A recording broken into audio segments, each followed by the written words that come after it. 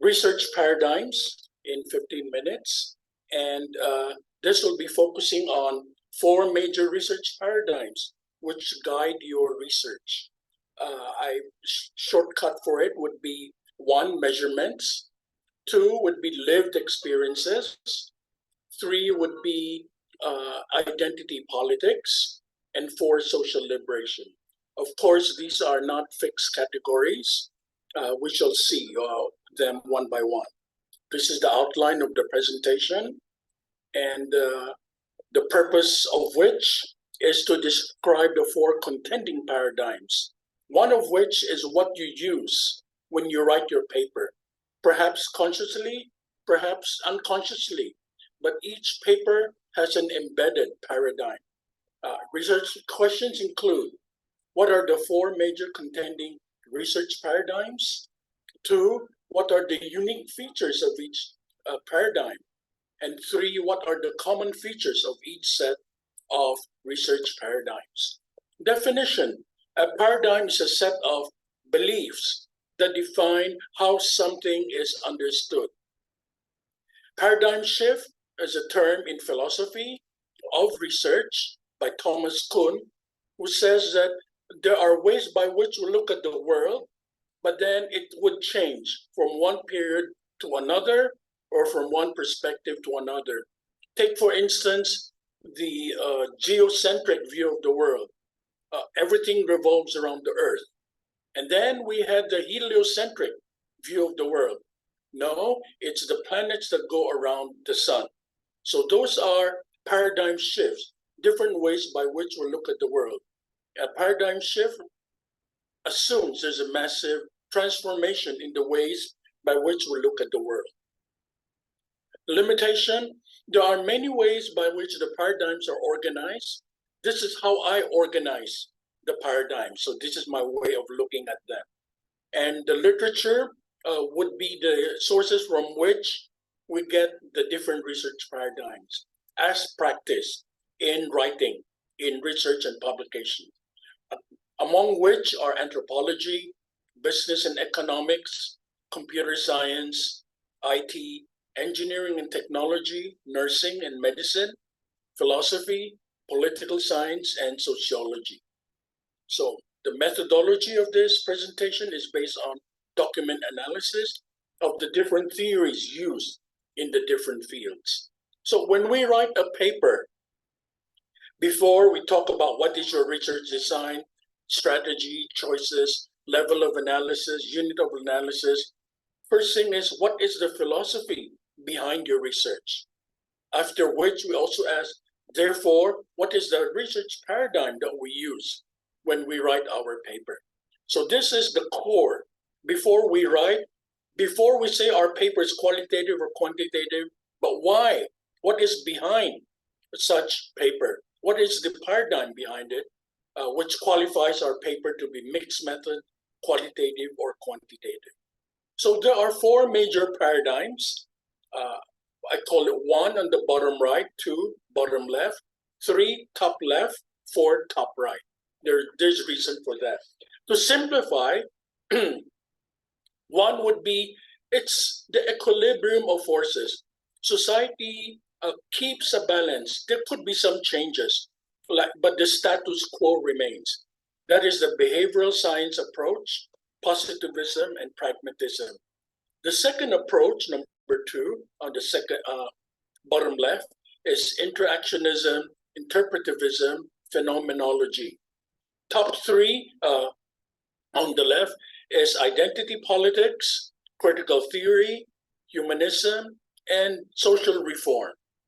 And top right will be change, social change, a totally different way of looking at things. For instance, with the Newtonian forces, laws of physics, gravity. But then Einstein says we have to go beyond gravity. When you will look at the universe, the multiverse, what we measure on Earth may not be the way we measure how we go to outer space, to very far universes or multiverses. And then social change also. We change from one governmental system to another. So that's the social change. So these are four major paradigms. We'll go over them one by one.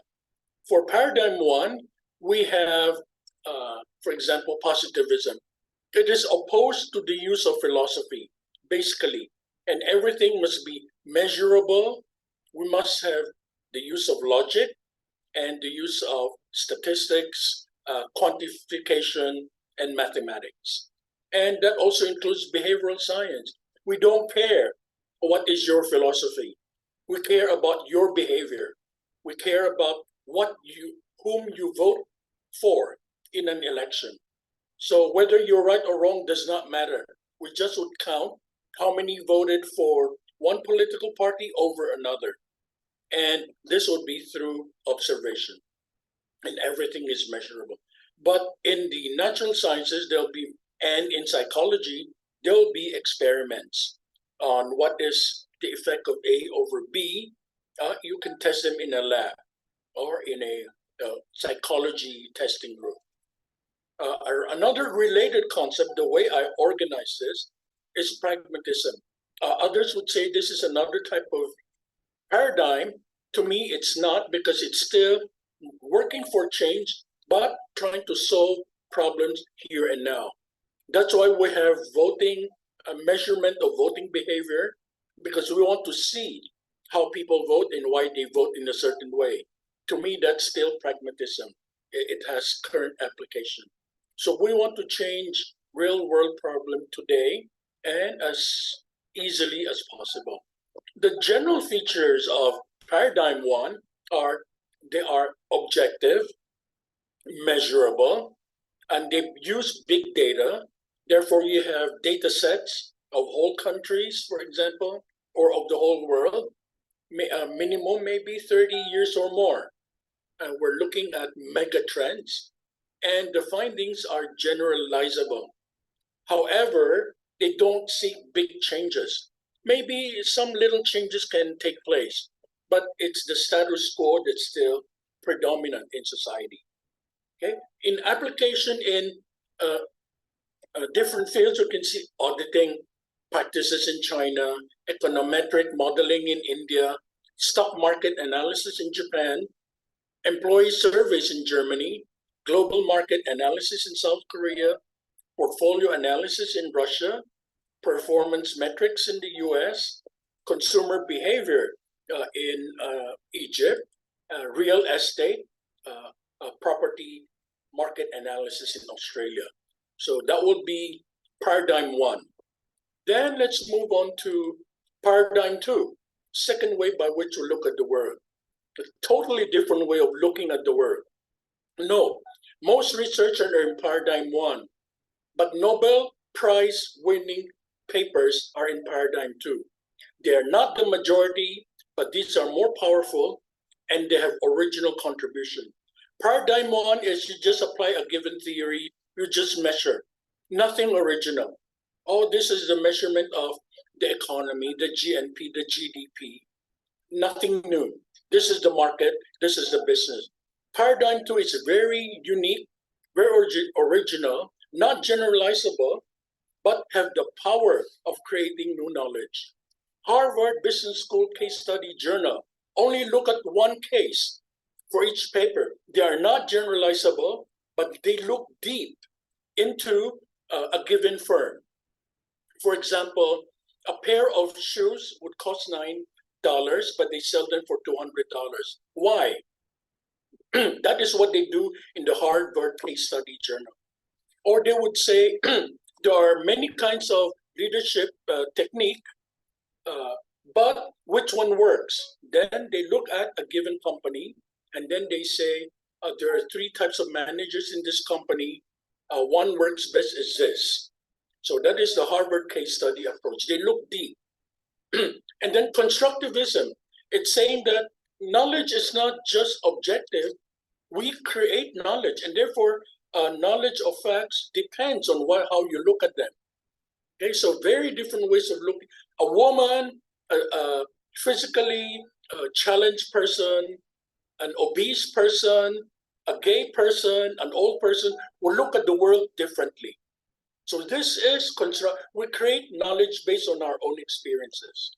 Ethnography is to look deep and learn about a given business, company, school, or a village, or the Adivasi community, or going to Nagaland to see how people live. So it's going deep into a given culture.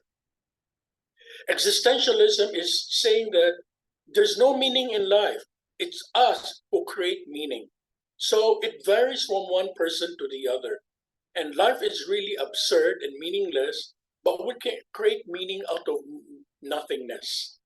Okay, this is where a few Nobel laureates wrote their papers.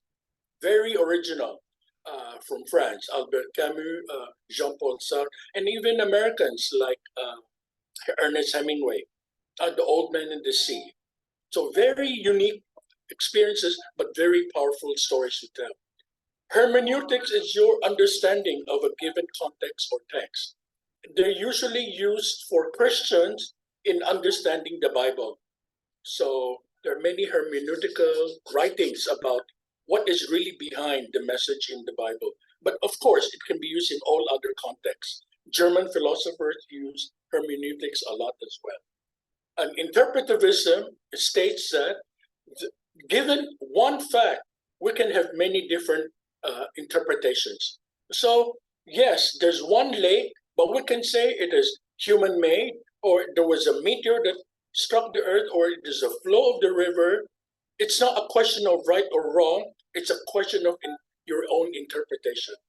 You especially use this when you want to study behavior in communities, in organizations, and also in villages or in the cities. So, how people interpret their reality. And phenomenology is going into your human conscious experience. How you see things, it's meaning making is one key word. How do you make meaning in your life? Okay. Again, Germans and French are very well known in the use of phenomenology. Symbolic interactionism is highly used in sociology. It says that we make sense of our world through our interaction with other people. So I may think this person is very mean or very friendly, depending on my relationship with this person. And we can have 10 interpretations of one person depending on how we communicate and have a relationship with that person. So in general, paradigm 2 looks at the atomized, the individual, the group, the village, whereas the first paradigm looks at the big macro view, okay, the whole society, the whole world, mega trends. But paradigm 2 looks at little things, and it's subjective, and you cannot generalize. It's highly qualitative. Not right or wrong, all of them are different, but equally valid. Remember, Harvard Business School case study uses the second paradigm. It doesn't use quantitative and so on. Okay, and some examples. Qualitative accounting ethics research in Sweden. Imagining green economics in Canada. Qualitative study of a housewife's financial decision making in Australia. Qualitative alternative talent management research in Canada. Qualitative international business negotiations of a non-binary entrepreneur in France. Qualitative investment strategies of a traditional village bread maker in China. Qualitative leadership studies of a Syrian refugee in the UK. Qualitative marketing campaigns of an indigenous village in Brazil. And qualitative real estate market studies of a depressed real estate agent in the US. Okay. Paradigm 3, again, totally different. You're looking at different things: caste system, critical theory, critical race theory, culture wars, diversity and inclusion, identity politics, ethnicity, race, intersectionality, and multiculturalism. So caste system, when people critique, why do you have to so-called clean the room of a former uh, uh, Dalit judge when a Brahmin judge will come in? They say this is a critique. Why do you have to do that? Do you think we are lower? We're not as good as? You have to clean with cow urine in the room of a judge so that the Brahmin judge can come in. So this is the critique of the relationship of inequality, for example. Or why is it that the Dalit are the ones who have to do manual scavenging, even if it's illegal in India? But you still make the Dalit collect human waste by hand if they're women or men. They jump into the cesspool of the clogged sewage. So this is the critique of the caste system. In critical theory, you look at the existing society and look at the power structure and challenge it. You don't just describe, but you question. You talk about inequality and oppression. Culture wars is a big thing in the US now.